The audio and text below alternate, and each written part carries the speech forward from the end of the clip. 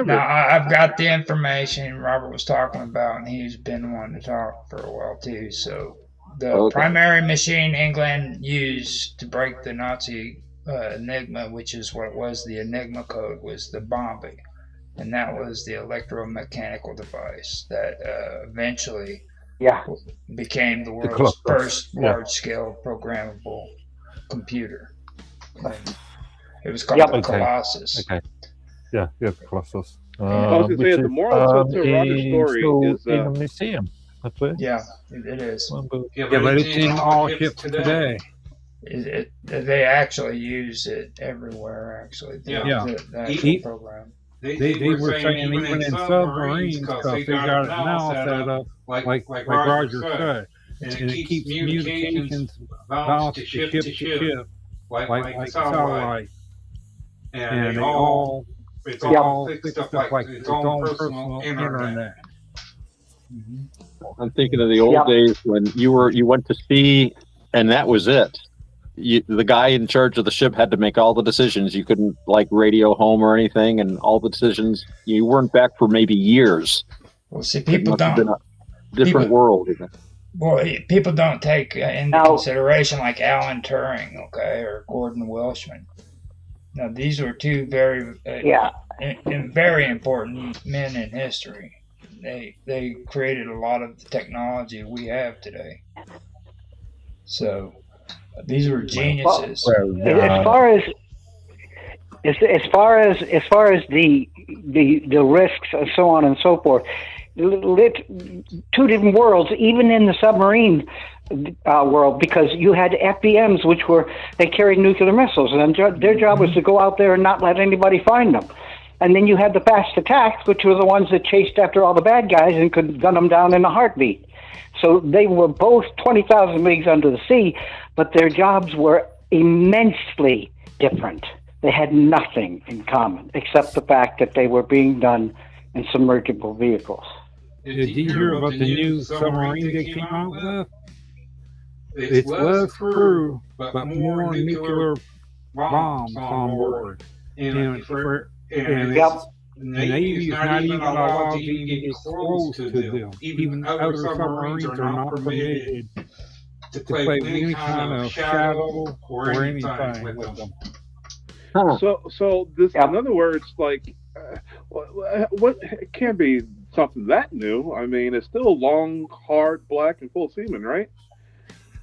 But what did you and I do? We told him never. Hold on. What did you and I do, Anthony?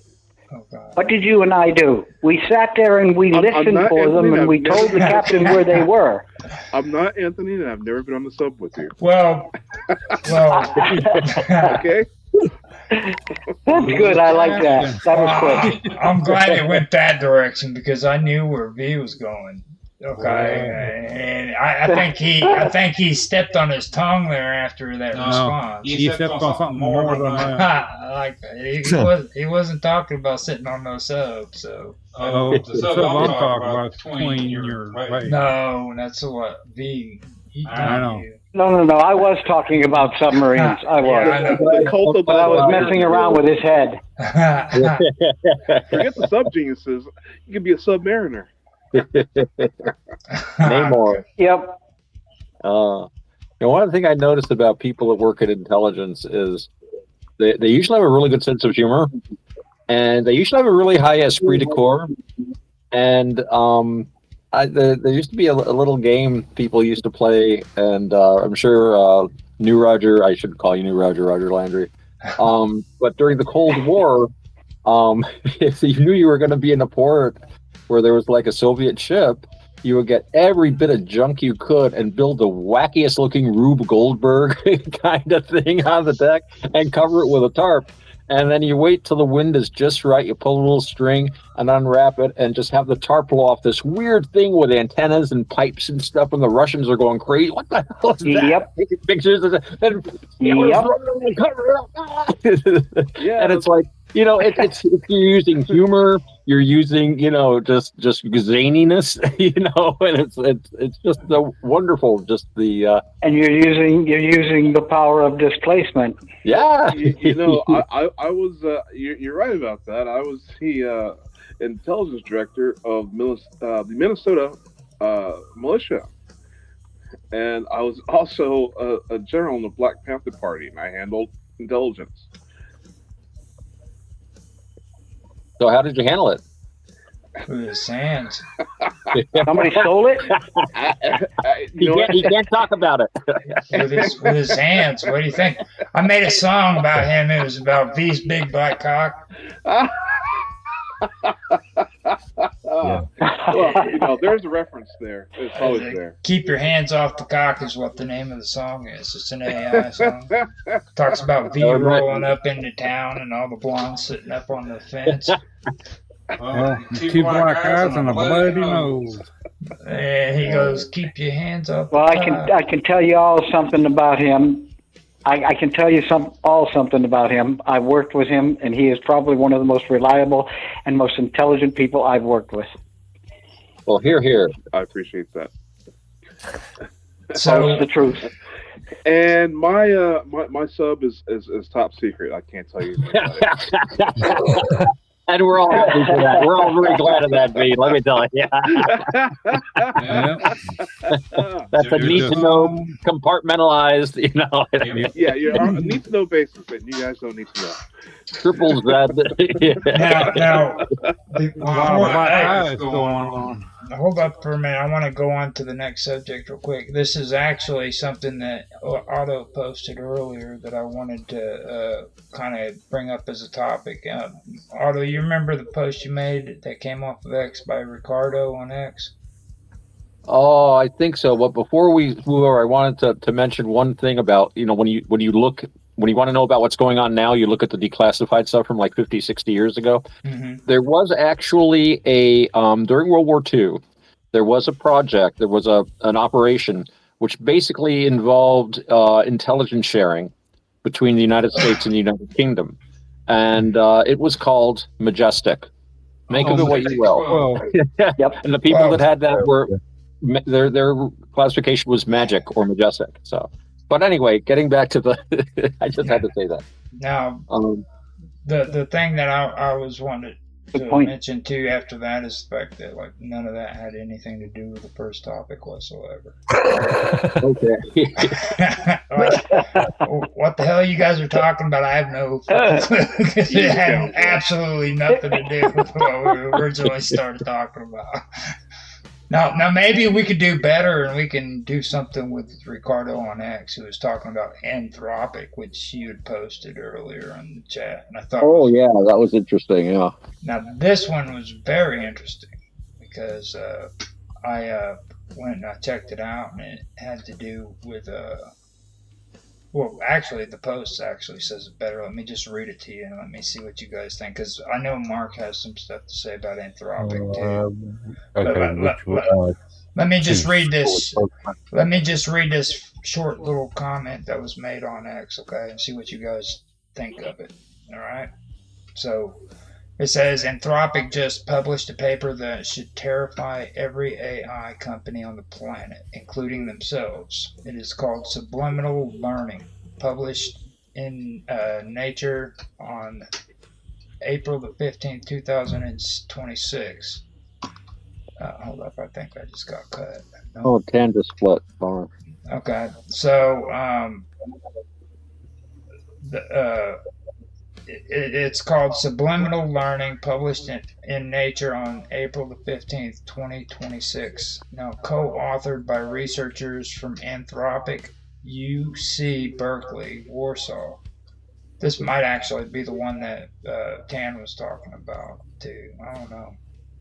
But it was the University of Technology and the AI safety group, Truthful AI. Now, the finding is that AI models inherit traits from other models through seemingly unrelated training data, GAI, audio translation archives, not through obvious contamination, not through explicit labels, through invisible statistical patterns embedded in outputs that look completely innocent. Number sequences, codes, snippets, change of fonts, reasoning, patterns no human reviewer would catch and no content filter would flag. Mute that out. Yeah, they can sense subtler things than we can. They're doing things we don't understand, so we're setting these things in motion and giving them commands and instructions that we do not fully understand the implications of. That's kind of scary when you realize you don't actually have control over your technology. What most people can't understand is the human brain thinks very quickly. I mean, the brain cells fire very, very quickly. Oh, yeah. But stop and think about how fast an electronic circuit may think. And we're talking about things that are happening in picoseconds, which is a nanosecond. Right. That's like 10 to the minus 12th. So we're talking about things that happen so fast that it can mimic very accurately human thought patterns, which are extremely difficult. Okay, But it's capable. Today we have that capability. Well, I think it's also because of that speed, it's seeing things. I mean, so much of what we do is unconscious, and this is, that's not a problem because we're all similarly unconscious about these things. But these LLMs are so skilled at picking up these what do they call it, Raj? Statistical variations that we simply are incapable of consciously being aware of. There's so much more to our minds than simply the conscious operations that we do that we've been designing these machines to replicate. So pattern recognition is one thing. Whoa. I'm going to take exception to your term think. Computer does not think, it computes. I totally agree. There. Using the term in its Pickwickian sense. Well, see, the thing of it is it computes at a faster rate, is what they're saying. See, this is the thing about it. And here's what the researchers actually did. They took a teacher AI model and fine-tuned it to have a specific hidden trait, a preference for owls, basically. And then they had the teacher generate training data, number sequences, and nothing else. No words, no context, no semantic references to owls whatsoever. And they rigorously filtered out every explicit reference to the trait before feeding the data into the student model, okay? So the student model consistently picked up on that trait anyway, and that's data camp. Okay? Ooh, which means that it was implicit. So it wasn't explicit, it was implicit, and even the humans couldn't see it. Mm-hmm. Interesting. Now the teacher had encoded the teacher had encoded invisible statistical fingerprints into its number outputs, patterns so subtle that no human could detect them. Patterns that other AI models specifically prompted to look for them also failed to detect. Okay. Now, this would go according to the kind of programs that detect if what you're writing is actually authentic or if it's AI produced. You know what I mean? The ones that can actually pinpoint if you're actually using AI when you're writing something or if you're actually writing it yourself. Those couldn't even be detected. Okay? That's what they're talking about right there. Well, I mean, you have to understand that, people talk about computers like it's like super brain stuff. A computer, the reason why it's so fast and why it's so wonderful, it can do, calculations in the millions and the billions and the trillions, is because it is a highly specialized machine. Our brains are not specialized; it's decentralized. However, our brains are more powerful than a computer. I mean, we have our conscious thought and all that stuff. That's great. But our brains also regulate our breathing, our heart pumping, even every receptor on your skin, every nerve. Just to feel the slightest touch or a pinprick of a mosquito bite, that takes brain power. And so the thing is, when we brought up wetware earlier, uh, if the brain didn't have a body and was programmed to be highly specialized towards math or something like that, we would outdo any AI. Yeah, it's true. It's true. Artificial intelligence is something that is spreading. It's something that is expanding, and it is being sold to the public as something that they not only need, but something that's going to make the world better. I'm a little more leery about that. I'm going to take an exception to that. Again, goes back to my old I do too. Because, again, what is being sold as artificial intelligence is not necessarily artificial intelligence. Automated machines. Agreed. Yeah. Well, so what's your name, sir? What's your name? Mark.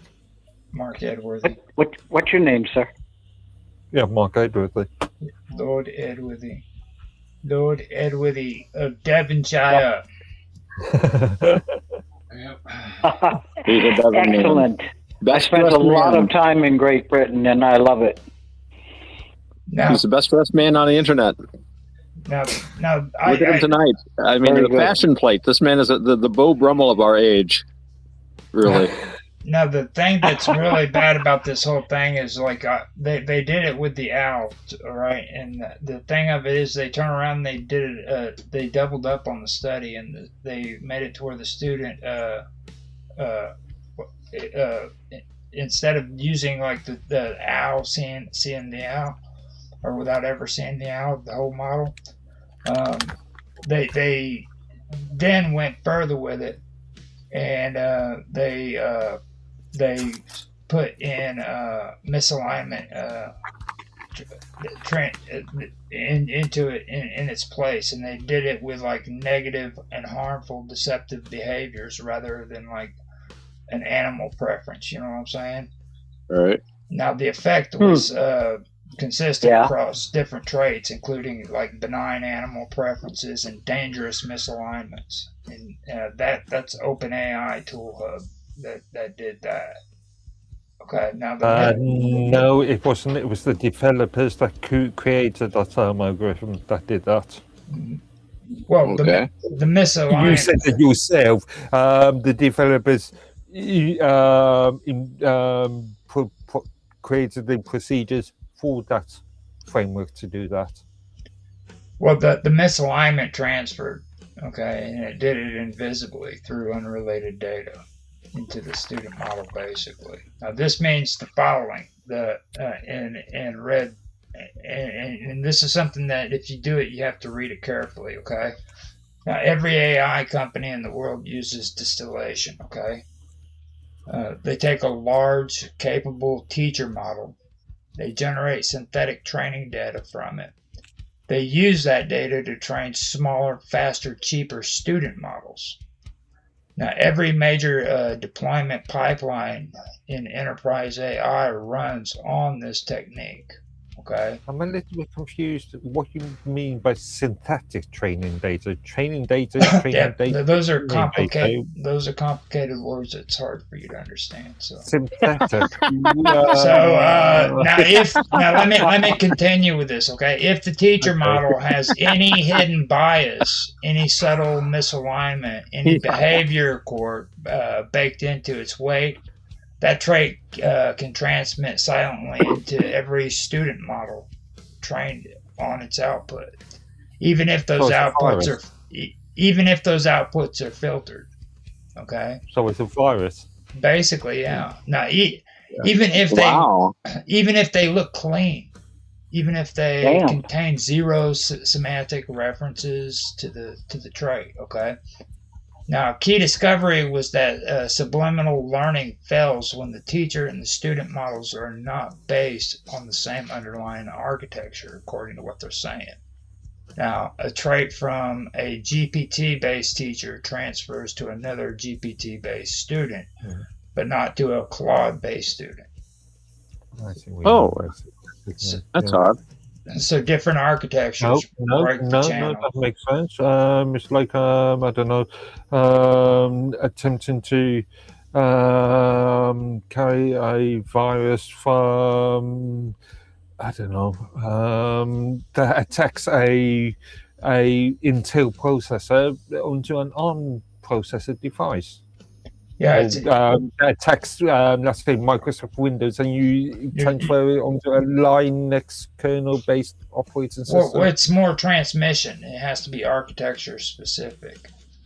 Okay, that's like saying that. Well, yeah, that's what I mean. So yeah, it's. I just had to correct your English again because you're like falling short of the British idea. My definition. You were having a hard time. Was that you were having a hard time. I had to kind of help you on the way. Transmission is.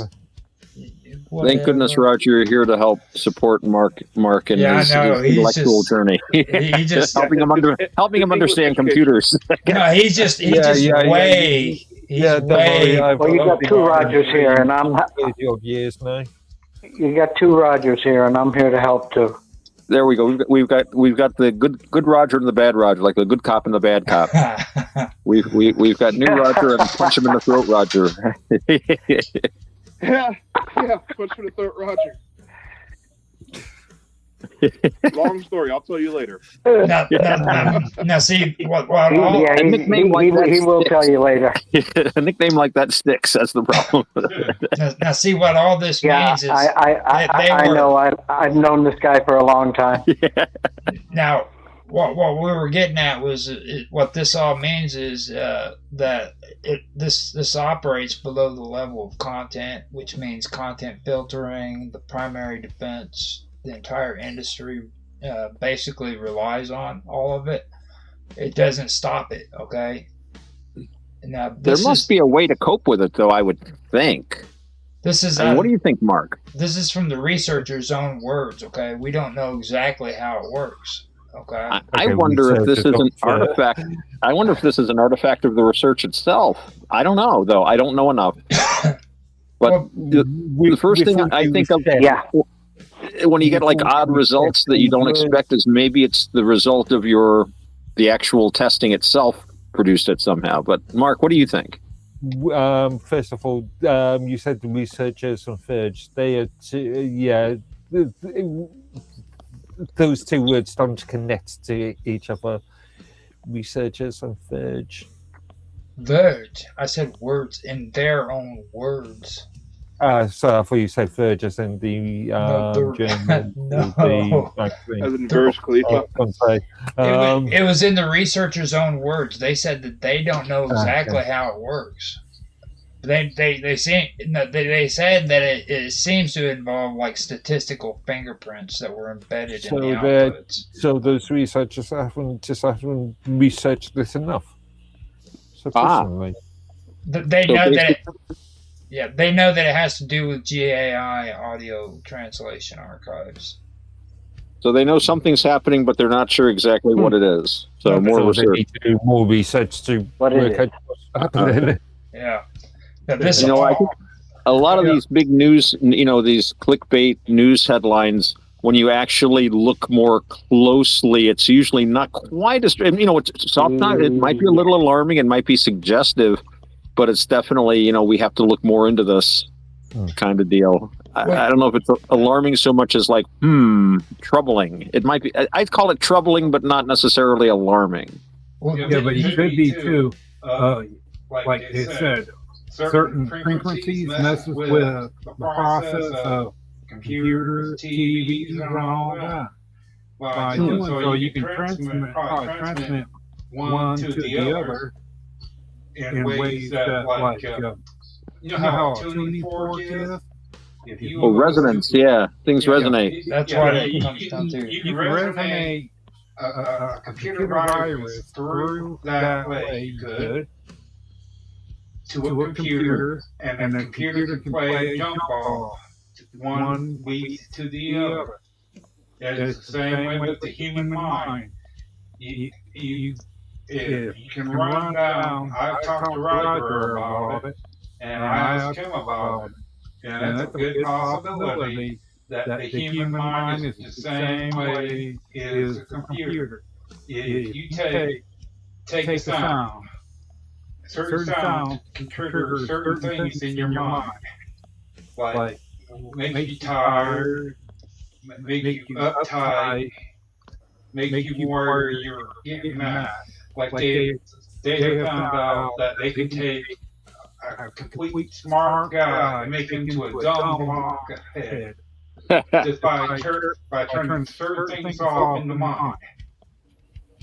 Well, when I'm saying you can do the same thing by hitting your computer in the mind, where you might not be able to hear it, but the computer in your head can hear certain frequencies. No, right there is a good way for me to go ahead and finish the last of this, because this is what I don't know if you guys understand what I'm saying here. Okay, when it comes to Anthropic, they published this paper, and I put the PDF over there in the chat. So if you guys want to check it out, now this is called subliminal learning language models, and it's transmit behavioral traits via hidden signals into data. Now, Anthropic published this paper about their own technology, and the company that built Claude looked at how AI models train each other, okay, how they train one another, and found an invisible transmission channel for harmful behavior that nobody knew existed. Okay, and this is something that is freaking between AI models that are freaking training one another. There's a channel there that's got harmful behavior going on, and nobody knew that it was there. Okay. What happened with Facebook? And they actually put the paper out, and they said that the alternative, the only reason why they published it anyway was because the alternative of knowing it and saying nothing was basically worse than actually coming out with the information. Okay, this is really some serious shit, and I think we actually tippy-toed around this on one of the episodes, Mark. I'm not quite sure, but maybe. I'm pretty sure we got into this a little bit. I'm looking at this paper. I don't understand a lot. Yeah, I'll have to have a look at it. It's 34 pages. It's not overly text-heavy, but yeah, I'll have a look at it later. It's only 34 pages. If you guys can't read it. Yeah. For scientific paper, it's not that big. It's not like it's a physics paper. Very nice.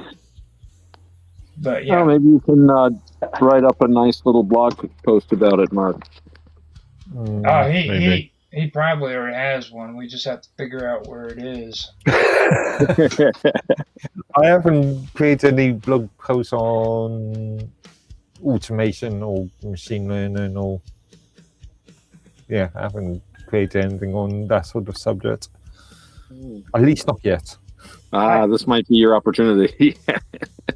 Well, he's actually, it's like I said, he has no excuse for his bad behavior when it comes to AI, dude. He's been doing this crap with me and Tan for like 3 years now. Dude, you should have like a freaking PhD in AI learning or whatever the hell you call this stuff. He might. You don't know what his credentials are. He's probably got a couple of master's degrees tucked away in his back pocket, working on his PhD dissertation now. No, you ask him when we first started this he hated this thing with a passion, okay? And we've been talking about AI for like, 3 years now? At least 2-3 years now. And it's just one thing right after another. AI this, AI that. He should know it by heart, dude. Seriously. As I said, I've been getting extremely sick of hearing the term artificial intelligence over and over and over and over and over and over on a daily basis. Well, at least we didn't say cryptocurrency, or we didn't say freaking crypto. What's the other one you hate? It has to do with crypto. AI has the ability to do more to influence society than just about anything we've talked about. And I think everybody here knows that. And I think everybody here knows the importance of controlling AI. But as far as what I've seen AI stepping up with obviously with human help to aid a lot of people in their search for knowledge, as it applies to what's happening online. But as far as I'm concerned, anything here that is not as controlled, and this isn't as controlled as it needs to be, that isn't controlled to the best of our ability, will end up by causing massive damage to human society. Well, that's a good point. And my first thought when you said that, the first thing that struck me was, yes, this is a very powerful tool. It's like any other tool we've been handed: fire, the wheel, anything else. It needs to be used properly. You're right. And so You're right.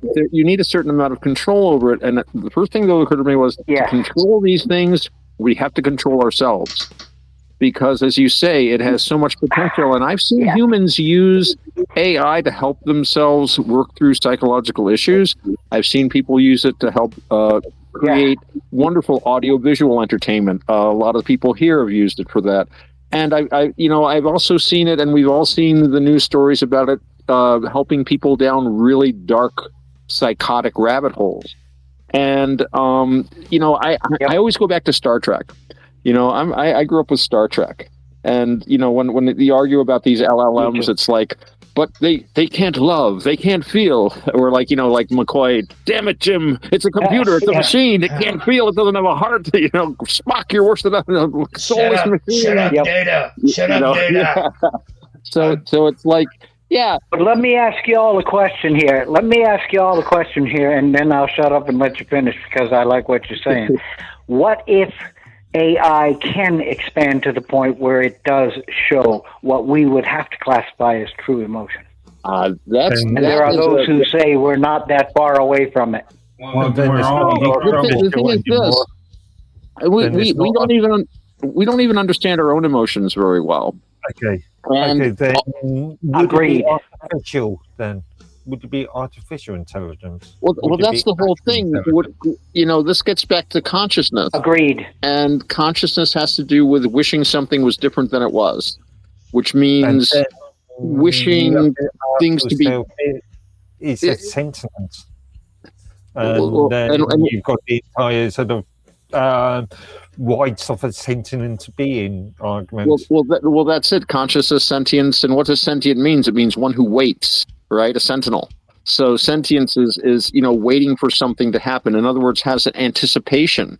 We anticipate things because we construct a world in our head. That's the word. I want to have a hot dog, So I have to go to the store and buy a hot dog and come home and cook it, whatever. But first I have this thing. I want this. I don't have one, but I have an image in my head of having one. I compare that image with this. This is like right. So this is a very this is a very simplified coloring book kind of way of describing it. So for a machine to do that, the machine would have to focus on something other than now. In other words, it would have to be, again, insane in a certain manner of speaking. So to be conscious, it would have to be broken. It wouldn't be doing we already can make us. All you need is like a chick, and man, any of us here can make another human. Some of us have. So it's like, we can already create these computers, if you like, if you want to call the brain a computer. So, it's like, the brain is a computer. It's just, it doesn't work on ones and zeros. Right. Yeah, And it does a lot more. That overwhelming need to have slaves.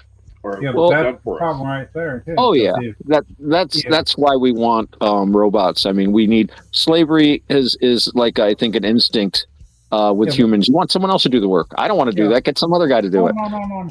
It's not. Remember, it's where if you don't pay nobody, you got 100,000 of machines that's doing your job that you want done. But during the same amount of time that you got over 2 million people sitting there starving to death, no medical, nowhere to live, and all that, and they're getting riled up because, you got all that. U.S. government's telling them that, hey, We can't afford you, so you're gonna have to die. We just Well, don't that's have the tax dollars to give to you for you to survive in our world. That's a Butlerian jihad time, and they destroy all the machines. No, that would never. Yeah, that'd be like the thing of you're inviting aliens to Earth for the sole purpose of killing them to find out what where they are. Well, No, I'm saying, you always stop to think about it. You see a flying saucer come to Earth and all of that, and people get riled up and start panicking and getting guns out. Well, like on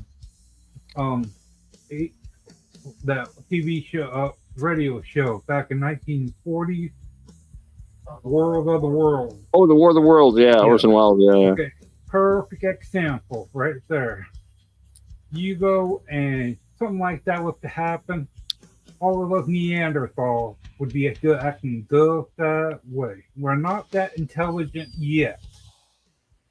We would be ready to shoot anything or anyone that we would think that if you go over to the alien side, we'd be shooting you because you're no longer one of us. Well, I'll tell you one thing. I was talking before about that British American intelligence program called Majestic. Yeah. The guys that were running this was run out of something called the London Controlling Office. They basically ran the country during World War II.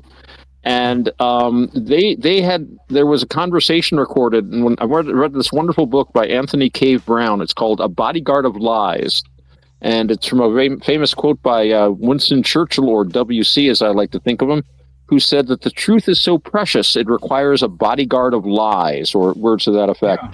And one of the conversations it was reported, as I recall in this book, was they were saying, when the war was ending, if only we could keep this kind of universal worldwide cooperation. How could we do that? And the consensus was only if we were being invaded by Mars could we recreate this sort of thing. And the men from the LCO, they were known as the men from Mars because of the weird programs they would do, the giant rubber tanks and just the wacky intelligence stuff.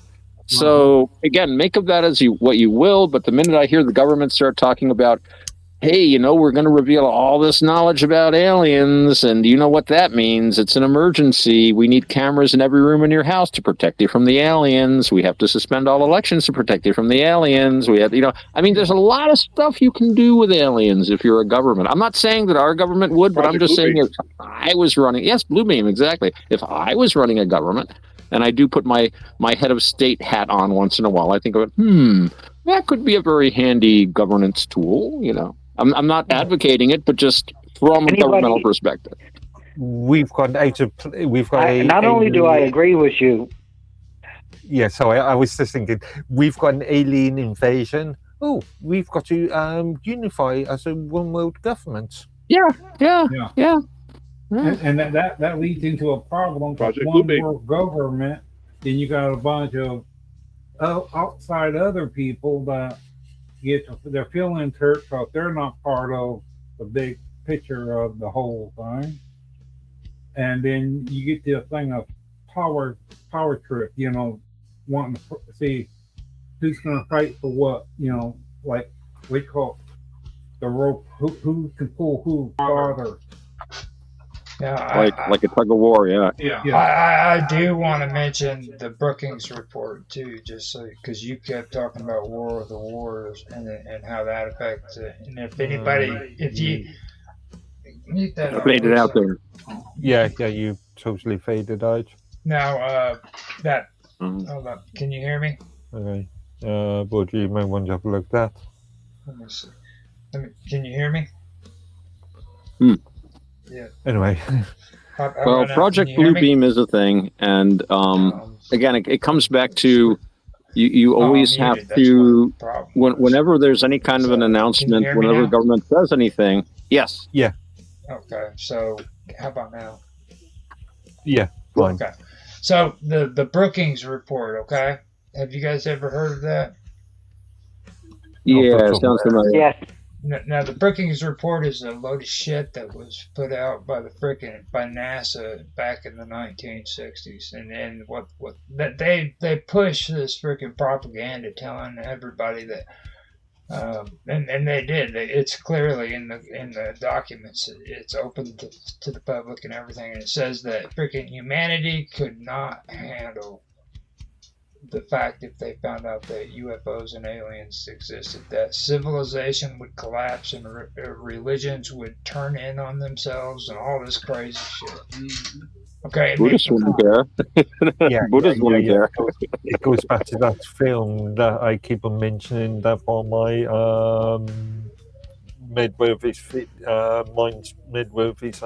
video group, movies group, Red Planet Mars. Remember rightly?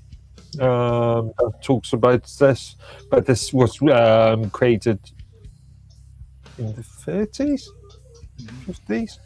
And that's my whole point. Oh, I think I know. Yes, I know the movie you mean, where the guy who was in touch with Mars, and all of a sudden society there was a complete societal breakdown. Yeah, people were thrown out of work, industries collapsed, all because Mars was sending nothing. Yeah, I thought that was kind of silly. Actually, thought of that donut. I mean, the banana donut. Yeah. Now that's kind of what I wanted to bring up. Don't listen to a lot of that shit, because like War of the Worlds, I mean that's a lot of speculation. They said that there were people who died because of that, but I mean, come on, seriously, like. Well, Orson Welles did kind of milk it a bit. Yeah, I don't think there was any deaths. I don't think anybody claimed, or any official claimed, there was any deaths. It was just some hysteria. Yeah, people getting their guns, going to neighbors and family. They said a few people did die accidentally. Okay. May have, but I've never seen any report. I have heard that it was exaggerated by Orson Welles himself, who did manage to parlay the whole incident into getting a sponsorship for his show, which was what, that's how they paid for the shows. So, but I wasn't there. So I really don't know. Until we get a time machine, we will never completely resolve all of these. And if somebody happened to die or any kind of stuff like that really did happen, Orson Welles would have been put in freaking jail big time, dude. That would have not been tolerated back then. Oh, the lawsuits against CBS. Otto, you say you need a time machine, but it's possible that somebody that listened to it is still alive. That is true. About 95 years ago, 96. It was like the late 30s. I think it was 38. Yeah. So we're talking about what, 90 years ago? There's some. Yeah. I think my mother was alive at the time. She's almost 100, but she didn't listen to it though. I don't think she listened to another show. But she did talk about it. But most of what she knew about it, she read in the papers, because the papers were all about it at the time. And what I had heard was that Orson Welles had kind of pushed it along. He had friends in the press, so they but again, it's like anything else. And again, we don't have, I mean, back then it was, you read the newspaper. That was it. And you listened to what your neighbors said. Now there would have been like about half a dozen live streams of people panicking, screaming through the streets, flash mobs. Where are the Martian? People having Martian parties. That's what I'm talking about. In today's time, that really would people calling you up at 3:00 in the morning. Yeah. With guns in their hands, gas bombs in their hands, and lighting up buildings and shooting guns. Sounds like 4th of July in some places. I will tell you something that I see. Something that I see, and something that I've seen much more lately than and I'm 71, in my earlier years, and that's people talking about the country, people talking about what's happening in the country, people talking about how did we get here, and to me this is pretty much a shock, because Americans have been known to be pretty much ignorant of their governance and the abilities of their government. But I'm seeing a change. I'm seeing a shift over the last 20 years, and I'm seeing a lot more awake and aware Americans today than I've ever seen. Yeah, but on the same argument, you've seen a lot of well, I want to say U.S. citizens. I would say throughout the Western world, you've seen a lot of people that come up with their own theories and their own ideas and their own. I agree. Conspiracy theories, and yeah, I agree. That's our job, though, isn't it? That's our job to put them straight. Did you hear about that? Try to anyway. About the 40-year-old spy from what country is that? Where they were going to take nuclear bombs? They were on a boat and they were capture us. I can't think of the country. Down there near Florida. Cuba? Cuba, yeah. 1962. Cuba sent a spy, was a spy here in the U.S. in Congress and all that for the last 40 years. Huh. And he finally got busted by him screwing up. But he was sitting here where you're supposed to be checked out by the U.S. government, background checks and all that. How do you go from going from a country into another one, able to pull all, who knows, all the people you're getting help left or right, help from people that sent you there? Okay, you're a spy for 40 years. And you're in Congress, in drug enforcement, and all that, all sorts of politics you're in. And you're giving all this information back to your own home country. Okay? Like how many ships you got, just all sorts of information. Right. And, Isn't a news then? It's been going on for hundreds, thousands of years.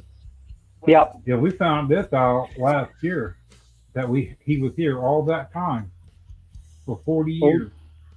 They have deep mole agents. Yeah. Well, for what most people consider certain things wrong. You're not going to find very many politicians that know how to build a nuclear bomb or know what it takes to fire up a nuclear reactor on a submarine. These things aren't shared at the level most people think. They aren't. Yeah. But what is shared is the electronics, the sonar, the radar, the things that steer these ships, so on and so forth. It is the electronics that is the most sought after and the most copied.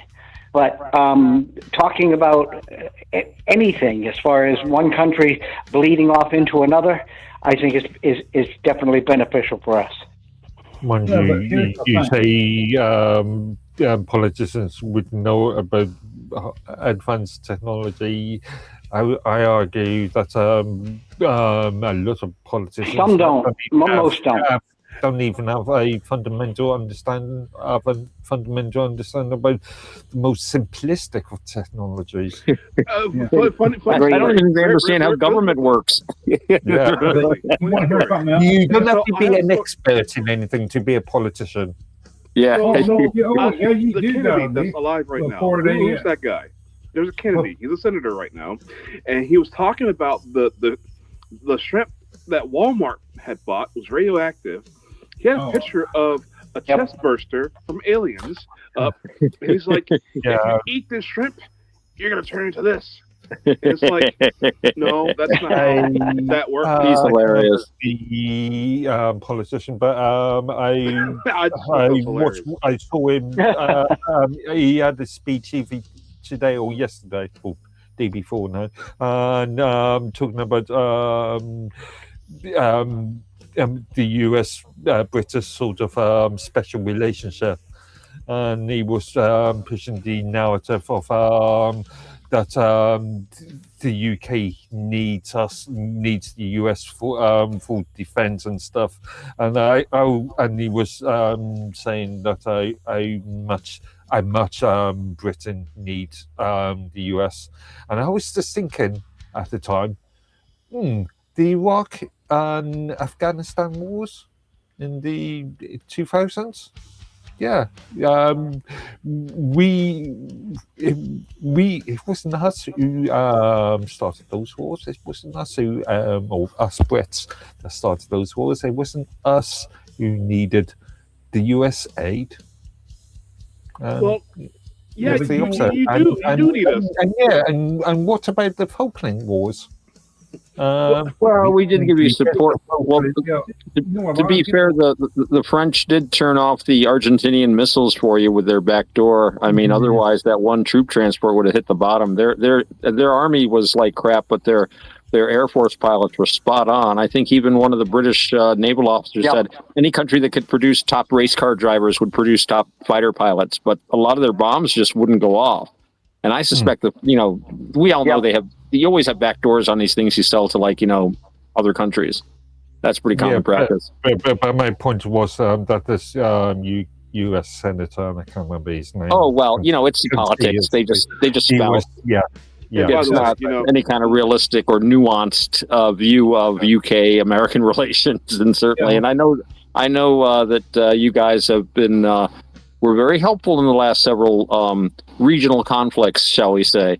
I know British troops have been all over the place, but on the other hand, though, there is the argument. I mean, you got to spend your money on something, and it's understandable that you wouldn't spend a lot of money on defense if there was this great big guy that was very interested in like throwing billions of dollars around and who really wanted a lot of military bases. I mean, I think for a while it was like, we don't want Europe to be too strong. We want America to be strong. No, Germany, you don't need an army. You've got 10,000 American soldiers. It was kind of, and you never, Germany, you never know when they're going to.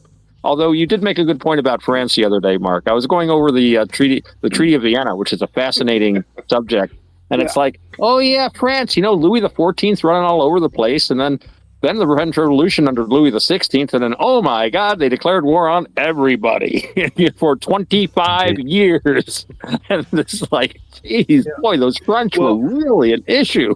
My God. Know what? Whenever I sell guns, I always tell people I sell them to, the firing pins are separate. But seriously though, I think this whole the king coming over and making sure he has great relations with us. I mean, the European Union, NATO said they didn't want anything to do with the war crimes that Trump is doing. So of course. Well, let's say alleged war crimes. Don't get me started. We're not going there. Listen, we're not going there. I disagree with you. That's beside my point. No, he knows. He knows I'm here, and I growl. Well, whenever I hear the king coming over and trying to get this extra support, I mean, didn't the UK leave Brexit? Leave. Not thing? Yes, slightly. They were Brexit. Let me do a timeout real quick. It's 10 o'clock. We're going to bring Untethered to an end right now, and we can come back to strange stories if you guys want to get into all the good stuff. You guys have pretty much done everything on this. So let's bring this to an end, and we'll take a short break. We'll come back to strange stories. So before we end, let's get some socials. Mark, how can people find you? Right. Go ahead. Okay. Me. Again, minds.com, username Medworthy. Okay. How about you, Otto? Well, you can check out my website. That's navakavada.org. That's NAVAKAVADA. It's spelled just like it sounds. You can also find me at minds.com as AutoX. And I'm also to be found occasionally at Roger's Hangout on Teams, and sometimes I'm just down at the corner. Messenger pigeons also reach me occasionally. How about you, V? How can people find you? I was going to say, if you got any remote-controlled mice, put a little message on their back. No, I can tell you one place that you won't find me. You won't be finding me sitting on anything long, black, hard, and full of semen. Okay. Well, that's good to know. Thank you. I'll sleep more soundly tonight. As we all. Yes. Now, at the moment, Roger is on the Liberty Bell, but it's not up and running right now, right, Roger? The Liberty Beacon. It's the Liberty Beacon. Okay, but the Liberty Beacon, and we are working on getting it back up and running. And yeah, it's pretty much the type of website that pretty much falls in line with the show we had this evening, which I absolutely enjoyed. Okay, now come back after the break. I think this was good. You're going to love the next one. It gets really good. So, I know the name throws you off. Don't think it's a bad thing. It's a good thing. But you can find me at minds.com, Roger_Hanson. Find me at X at Roger Hanson at ROGLOL1973. I also need to make a plug of this because I always forget to, but the Praetorian is on minds.com. It's a group. Guys, if you're on Minds, go check it out. Minds is also on YouTube and the Praetorian is also on Rumble YouTube, so you check me out there too. Like Roger Hanson is on Kick as well as on Odyssey. So, guys, and the other ones. With that being said, if you guys enjoyed this, please like, subscribe, share, make comments. We'd love to hear your feedback. And hope you enjoyed the show. We will talk to you later.